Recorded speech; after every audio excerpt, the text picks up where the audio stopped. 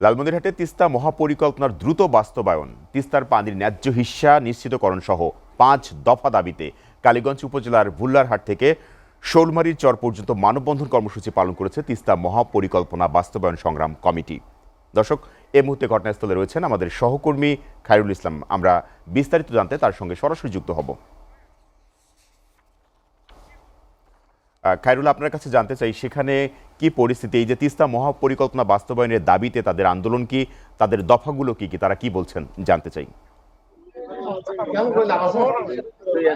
সোহেল দাদা, আপনি যেমনটি বলছেন যে তিস্তা মহাপরিকল্পনা বাস্তবায়নের দাবিতে আমরা আজকে দেখেছি তিস্তা মহাপরিকল্পনা বাস্তবায়ন সংগ্রাম কমিটি লালমনিরহাটের যে কালীগঞ্জের ভুল্লার হাট থেকে শোলমারি চর পর্যন্ত বিশাল একটি মানববন্ধনের আয়োজন করছে। আপনাকে একটি বিষয় জানিয়ে রাখি, আমি যদি একটু দেখাই, এই আজকের এই মানববন্ধন এবং গতকালকের কর্মসূচির পরেই কিন্তু আমরা দেখেছি যে তিস্তার কিন্তু পানি হঠাৎ করে বৃদ্ধি পেয়েছে। আজকে এমনটাই আমরা দেখছি, এই তিস্তা কখনো উত্তাল স্রোত, কখনো আবার মরুভূমি হয়ে থাকে।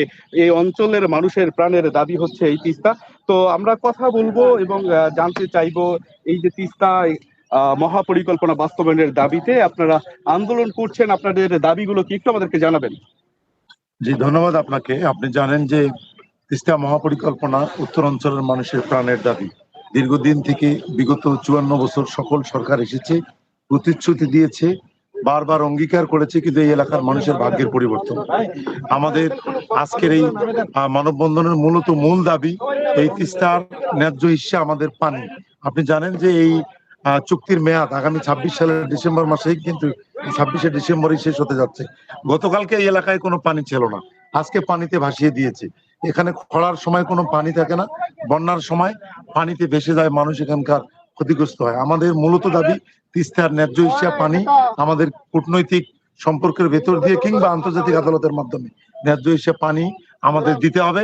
আমাদের তিস্তা মহাপরিকল্পনা বাস্তবায়নের মাধ্যমে এই এলাকার মানুষের আপনার দীর্ঘদিনের যে এখানে ভাঙন এবং এই এলাকার সাধারণ মানুষের যে দাবি, এখানে কর্মসংস্থান তৈরি, দুই পাড়ে এখানে বাঁধ নির্মাণের ভেতর দিয়ে, এখানে শিল্প অঞ্চলের ভেতর দিয়ে এই অঞ্চলের মানুষের কর্মসংস্থান কৃষিতে সম্প্রসারিত এবং পানির যে এখানে বর্ষার সময় পানি আটকে রেখে খরার সময় সেটি যেন ব্যবহার করা যায়, সেই জায়গাটুকু।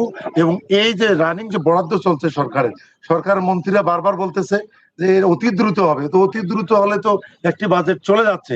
আমরা মনে করি এই 26-27 অর্থ বছরের বাজেটে তিস্তা মহাপরিকল্পনার জন্য বরাদ্দ দিতে হবে এবং শুধু বিদেশের উপর নির্ভর করে নয়, দেশীয় অর্থায়নের মাধ্যমেই এই অঞ্চলের মানুষ তিস্তা মহাপরিকল্পনা বাস্তবায়ন চায়।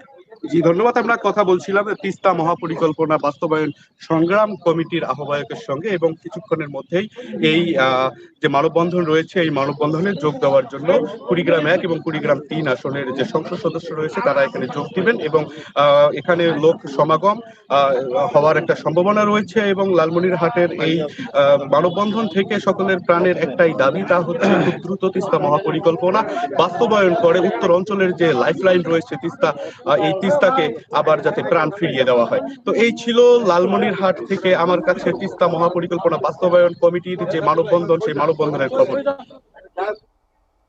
খায়রুল, আপনাকে ধন্যবাদ।